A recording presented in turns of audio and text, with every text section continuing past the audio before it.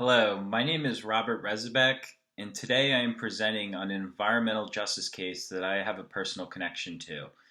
My rationale and decision to report on this issue is that I'm originally from the state of Florida. I grew up in the Clearwater area near Tampa and St. Pete, and I've also lived in the Fort Myers, Southwest Florida area when I was attending Florida Gulf Coast University many years ago, which isn't far from Immokalee, Florida, where this case takes place. And as a professional chef, and my grandfather being in the produce distribution business, we both sourced our tomatoes um, from farmers in Southwest Florida, including farms in Immokalee. And I would even go as far as to say is that the best tomatoes came from Immokalee, Sarasota, and Fort Myers farms and the farms of Southwest Florida. So before we get started, let's define what environmental justice is, and this definition can be found on the EPA's website. Environmental justice is the fair treatment and meaningful involvement of all people, regardless of race, color, national origin, or income, with respect to the development, implementation, and enforcement of environmental laws, regulations, and policies. So, among the 10 major categories included on the Environmental Justice Atlas, I chose to report on an issue derived from the section titled Biomass and Land Conflicts. And this section includes forests, agriculture, fisheries, and livestock management. The article I chose to report on is titled Tomato Farm Workers Organizing to Gain Better Working and Living Conditions in Immokalee, Florida.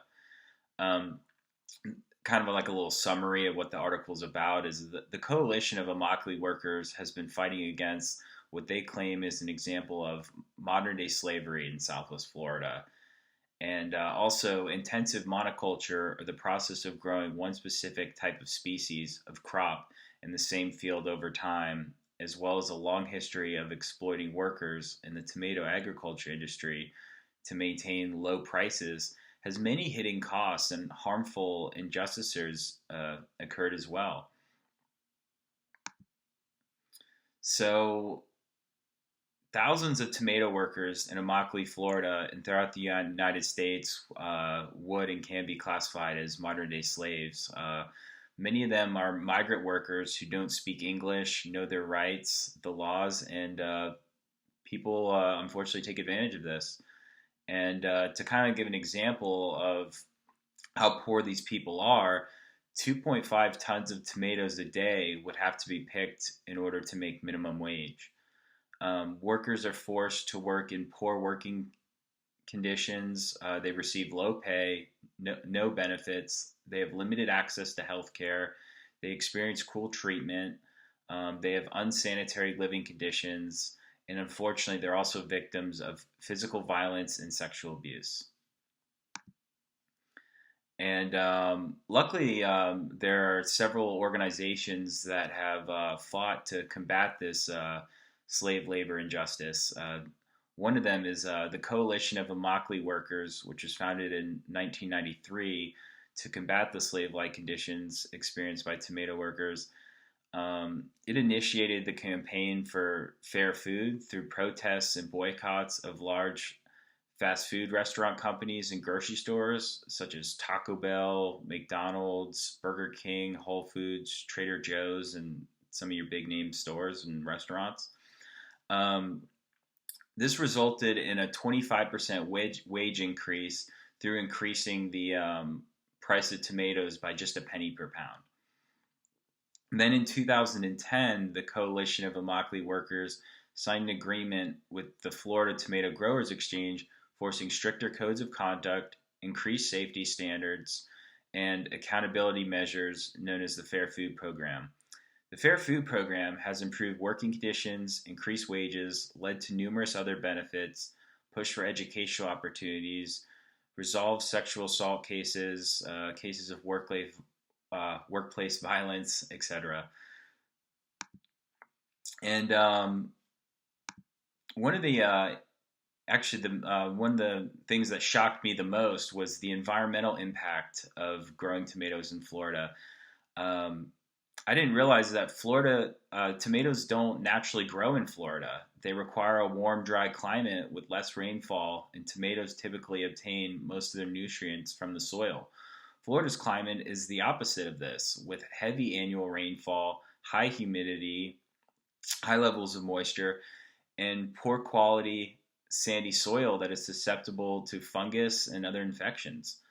Um, Florida remains one of the largest producers of tomatoes and is responsible for 90% of the tomatoes produced during the winter months in the United States. In order for tomatoes to grow in Florida, the soil is pumped with artificial nutrients, harmful pesticides are used, as well as herbicides, and unfortunately, they end up depleting the soil and polluting groundwater. And there's also huge costs incurred as well. As much as 25% of total tomato agriculture costs are spent on pesticides alone. Pesticides, herbicides, and other various harmful chemicals, such as methyl bromide and endosulfan, have been associated with causing neurological issues, impacting human development, the maturing process, reproductivity, and can even cause us people to be sterile. And my conclusion and my main takeaways and lessons learned from this event are this event in conflict is important because it shines light on an issue that many people don't think about when they purchase tomatoes from the grocery store. Tomato farm workers experience living and working conditions considered to be a form of modern day slavery. Luckily, through organizations such as the EPA, Coalition of Immokalee Workers, and the Fair Food Program, many improvements have been achieved. Another key takeaway from this event is the eye opening reality that tomatoes are not meant to grow naturally in Florida. Um, as one of the largest producers of tomatoes, Florida must add artificial nutrients to their soil, utilize harmful pesticides, herbicides, and these actions have detrimental effects such as soil depletion, groundwater pollution, as well as many harmful health related consequences. And after researching this topic, I never realized that tomatoes weren't supposed to grow naturally in Florida. In fact, I used to think that the best tomatoes came from Florida, when I was a chef and I would order tomatoes for the restaurant. I also wasn't aware of the modern day slavery experienced by farm workers. When I pick up a tomato at the grocery store, I now realize that the hands that touched this tomato prior to me were most likely previously touched by someone that is less fortunate than me, living and working in modern day slave conditions. And then I also include an additional slide in this presentation I thought you might find interesting because it's relevant to the course, is that while putting together this project video and presentation, I unfortunately experienced a natural disaster where my house was hit with a tornado and I lost power and Wi-Fi, and many trees were destroyed, which I included actual pictures in the PowerPoint presentation. And luckily, through the help of friends, family, and good old Starbucks, I was able to record this presentation and upload it. And I hope you all like it. Thanks.